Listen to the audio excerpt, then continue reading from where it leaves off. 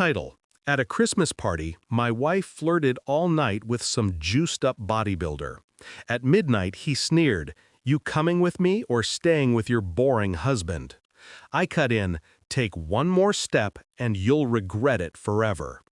Start: I never liked Christmas parties. Too many fake smiles, too much perfume hiding the stench of desperation. But that night, I went. Because she asked me to. Because I still believed in us. My wife, Emily, was the kind of woman who lit up a room without even trying.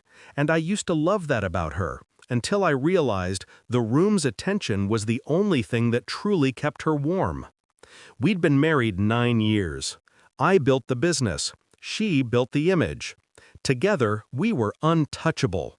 Or so I thought.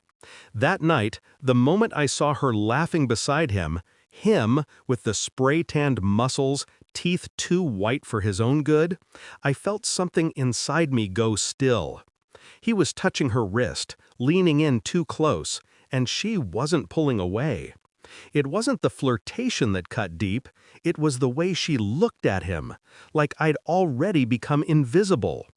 By midnight, the music softened. The crowd counted down, champagne glasses ready. He smirked, his arm brushing hers again. Then, right as the clock struck 12, he turned to me and said, loud enough for everyone to hear, "You coming with me, sweetheart, or staying with your boring husband?" The room went quiet. I saw her hesitate. That 1 second was all I needed. I stepped forward.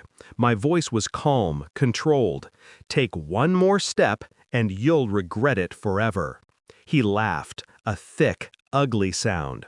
His 2 buddies, personal trainers apparently, grabbed me, slammed me to the ground. Gasps filled the room. Emily just stood there, frozen between fear and fascination. They didn't notice my hand slide into my pocket. The small black remote, no bigger than a car key, pressed against my thumb. They had no idea what was coming. Before that night, I already knew. The late texts, the gym trips that lasted hours, the fake smiles when I'd ask how her day was. I hired someone, a quiet man with expensive taste and a talent for staying unseen. Within a week, I had photos. Within 2, I had video. Emily wasn't just cheating, she was planning to leave me. And not quietly. There were documents, new accounts under her name, business funds transferred in increments, my name erased from future contracts. She and the muscle clown were planning to launch their own fitness lifestyle brand, funded by my company. It was almost poetic. She wanted to take everything I built and hand it to the man who could lift weights but not a single honest thought. So I planned. Not to kill her, no, that's too easy, too messy. I wanted something slower, cleaner, justice that cuts deeper because it's lawful. I began restructuring the company, quietly. I made a few calls, adjusted ownership percentages, and replaced key board members with people I trusted, people loyal to me, not to the image of us. Then I set up a trap, a charity investment event, the Christmas party. Every camera, every mic, every financial document that night was exactly where I wanted it. So when they slammed me to the floor and the crowd gasped, I didn't fight back. I smiled. Because the show had just begun. The remote in my pocket triggered the AV system. The music cut, the lights dimmed. A massive screen flickered on above the bar. The room froze. First came the photos. Emily and him, in the hotel, in the car, in my house. Then the audio. Her voice, clear as glass. "Once it's done, we drain his account and disappear. He'll never see it coming." Every head turned. Her face went white. I stood, brushed off my jacket, and took the mic. My voice was steady. "Merry Christmas, everyone. Seems we've all been part of quite the performance tonight." The bodybuilder tried to leave. 2 security guards, mine, not his, blocked the exit. "Sit down," I said. He did. I clicked again. The next slides were documents, Bank transfers, emails, signed contracts, all in her name.